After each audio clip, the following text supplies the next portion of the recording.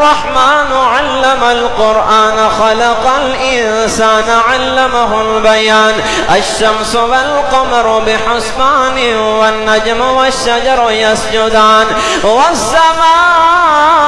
رفعها ووضع الميزان ألا تطغوا في الميزان وأقيموا الوزن بالقسط ولا تخسروا الميزان والأرض وضعها للأنام فيها فاكهة والنخل ذات الأكمام والحب ذو العصف والريحان